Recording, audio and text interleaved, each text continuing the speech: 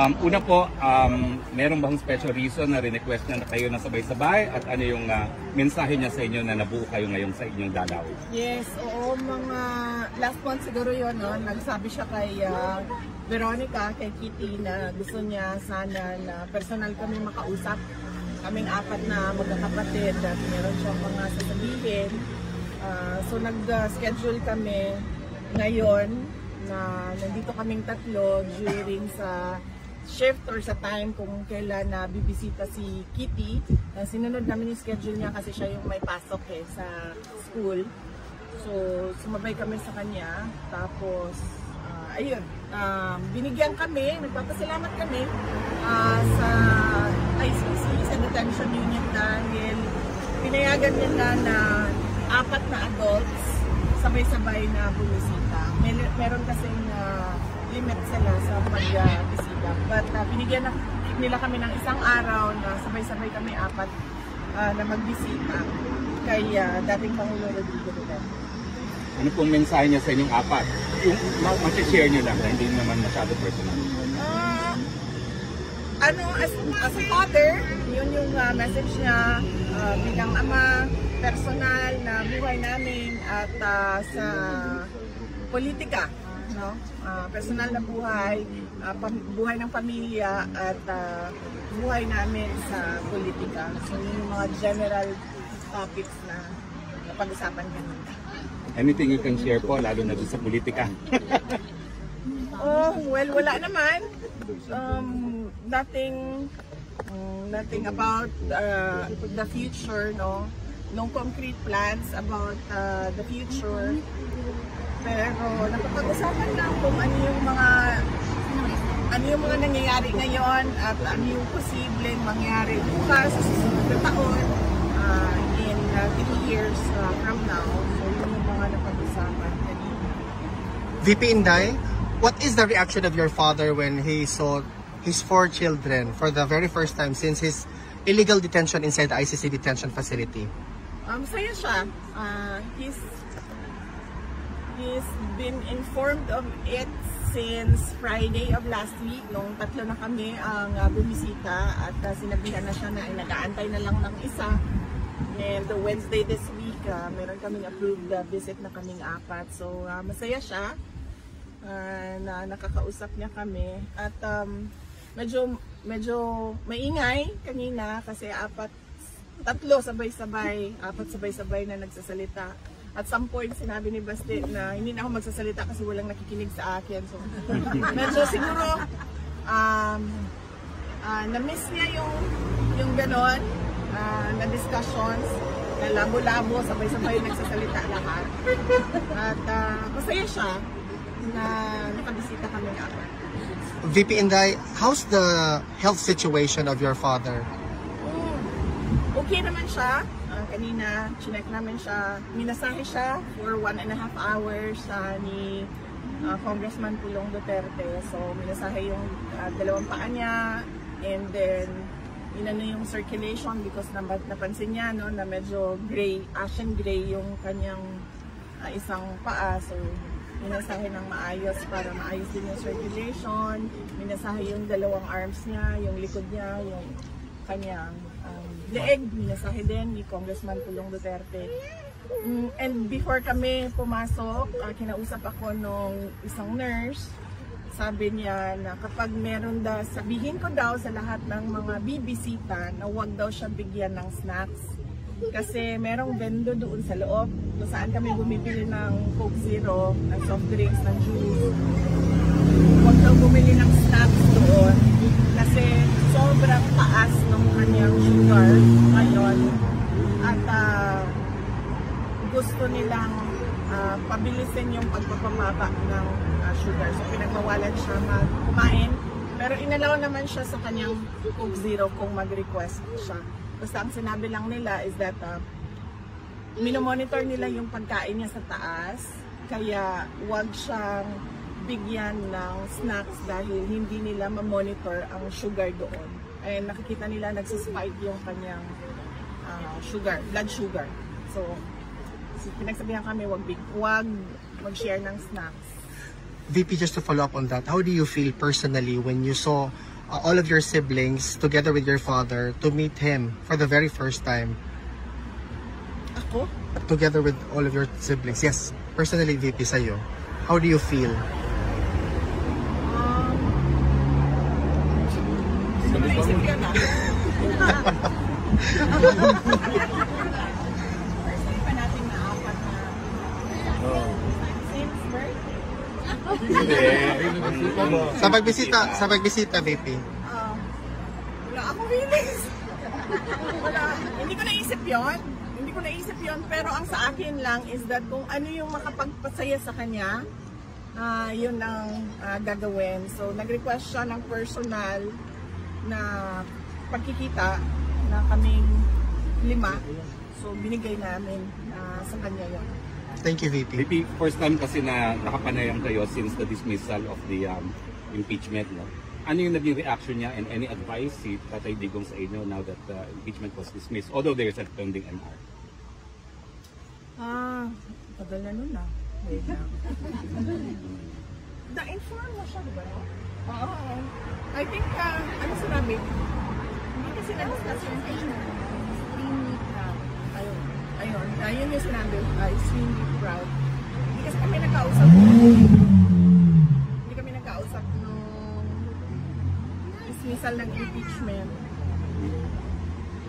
Visit ata ni Kitty yun and siya yung nagbigay ng news kay President Duterte. Any advice for your future political plans? Tatay Digong? Wala kami pinag-usapan na 2028 wala kami pinag-usapan ng 2028 elections kami. VP, on a completely different matter, the lead counsel attorney Nicholas Kaufman made mention that he is appealing or he's waiting for the government of Bongbong Marcos to schedule an appointment for him to negotiate because he wants the immediate return of your father during that time today daw. What is your... Can you weigh in to this statement of Attorney Nicholas Kaufman? Is that possible or should we ask this question na lang kay Attorney Kaufman? I think it is best if we ask Attorney Nicholas Kaufman to explain his statement. Kasi I cannot speak for him and I cannot say kung ano yung, I cannot say what his plans are. Thank you, VP. But do you think PBBM will allow him back? I cannot speak for BBM as well. CIA, sure tanungin mo? Ha? Si. Ha? CIA. VP, ngayon lang yung nagdemanda si Yorme, Mayor Isko, kay Congressman Chua regarding sa mga flood control. What's your opinion at saka would you encourage other mayors na i-demanda yung mga congressman nila na mayroong mga palpak o ghost projects? Yes, oo. Trabaho ng trabaho ng Commission on Audit na mag-imbestiga kung meron silang makita na anomalya sa mga projects. So based on their audit or based on investigation sa DPWH, kung hindi man dahil sila yung iniimbestigahan based on the NBI or the special committee ng DOJ na mag-imbestiga, dapat talaga pagpanagutin yung mga public officials at yung mga contractors ng those projects at ng substandard projects dahil delikado yun sa mga mamamayan. At saka huwag tayo tumigil sa flood control projects dahil noong 2024, last year, nagsabi na ako, sa school building program pa lang ng Department of Education, pinaghati-hatian na ng members of the House of Representatives, pero walang nag-react. Hanggang ngayon, walang nagsasalita, walang nag-iimbestiga. Hindi lang naman flood control So, kung seryoso talaga ang administrasyon sa paghabol about sa corruption, tingnan nila yung buong budget ng 2024 at ng 2025. Hindi lang yan, huwag tayo tumigil dyan. Sagutin yung mga blanco doon sa budget. Marami pa tayong questions. So, hindi lang flood control. Lahat. Since ma'am you have information dun sa dati kayong Deputy Secretary, are you willing to appear sa Senate hearing ni Marcoleta para ibulgar itong mga humingi sa inyo noon ng proyek ng parte sa DepEd? Hindi naman sila humingi ng parte sa amin eh. Kasi diretso nilang kinuha yung budget. Diretso nilang kinuha ang school building program, ang SBP, at pinaghati-hatian nila sa loob ng House of Representatives. At diretso nilang inattach yung listahan nila doon sa GAA version, House version ng GAA.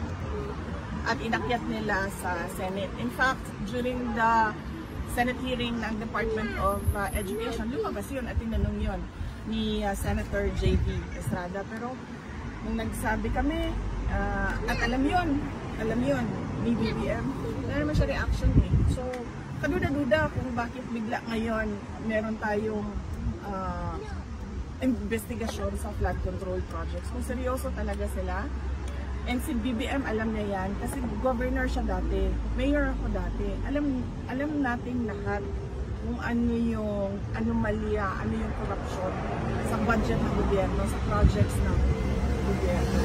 Saan lahat ang investigasyon? And ma'am, any comment kung sa latest na sinabi ni BBM na lifetime check daw ng mga official? Oo! Dapat lang. At hindi lang yung elected public officials ha, pati yung mga appointed public officials. At hindi lang yung mga yung on the surface na sasabihin natin kung ano yung nakalagay sa salin. Dapat deep dive kung sino yung mga dummy. Ilabas yung mga dummy ng mga public officials. VP, kung may pagkakataon kayo ngayon, paano nyo haharapin itong problema ng korupsyon, lalong-lalo na sa infrastructure?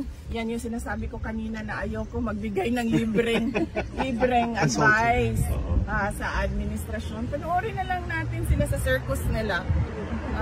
Panoorin na lang natin sila sa kanilang sarswela. Corruption, tapos flood control lang. Eh, ang daming projects sa gobyerno, hindi lang flood oh, so yun. Yun lang po. Okay. At, kailangan ko magpasalamat. Unang-una sa inyong lahat. Ang aming pamilya po ay nagpapasalamat sa inyong lahat. Nandito kayo sa Hague. Yung iba, hindi taga Netherlands. Meron pang galing sa malayong New Zealand. Napakalayo na lugar. Pumunta dito. Papasalamat kami. Dahil unang-una, sigurado kami, yung dasal ninyo araw-araw, ang laking tulong nun sa sitwasyon ni dating Pangulong Rodrigo Duterte. Yung pagpapakita ninyo ng suporta sa kanya, kanina na-mention, nabanggit sa kanya yung mga tao na nandito, yung mga personalities na nandito. And we mentioned you, and then he smiled kasi ano daw, noong nasa Davao siya, nanonood siya ng mga content at mga vlogs mo. So, nagpapasalamat siya at nagpapasalamat kami lalo-lalo na mga anak niya sa tulong ninyo sa kampanya at sa tulong ninyo, sa dasal ninyo at sa pagpapakita ninyo ng support. Pwede ba ho si Anton SMNI? Yes, Last question. Ayoko na magbigay ng libreng legal advice. Ayoko na magbigay ng libreng legal advice at professional advice sa administration ha. Dahil wala na tayong aasahan sa administrasyon na ito. 2028 daw. Sa September 23, ano ba yung aasahan daw ng mga Pilipino? Wala pa tayong, antayin na lang natin no, ang announcements ng defense team ni dating Pangulong Rodrigo Duterte. Pero ang pagkakaalam ko ay meron tayong pagtitipon sa 21 at 20 at 21. Yes. 20, 21, 22. Actually, ma'am, it's from 19 to the 24th. 19, 20, 21, 22, 23, 24. Okay, 6 days, okay, September. So merong pagtitipon ang mga Pilipino dito sa The Hague September 19 until September 24. 26 yan. So, yun yung mga mangyayari. We will also have the exhibits, ma'am, also. We will reinstall the exhibits that doon yes. sa Land Panopo. Okay, Sige, sige. magpahula kami. Okay, sige, sige. Okay. All the exhibits. Maraming salamat ha. Maraming salamat sa suporta ninyo. And sa 20 and 21, meron din sa Japan. Malaki. Malaki yung hinanda ng Filipino community sa Japan, September 20 and 21. Papasalamat kami na hindi kayo bumibitaw. Yes. Maraming salamat. Hanggang sa dulo. Hanggang sa dulo. Ang tanong, malaki rin ba dito sa Netherlands? Malaki rin ba? Yes! Sigurado kayo? Thank you, VP. Ma'am, may oras ba or picture?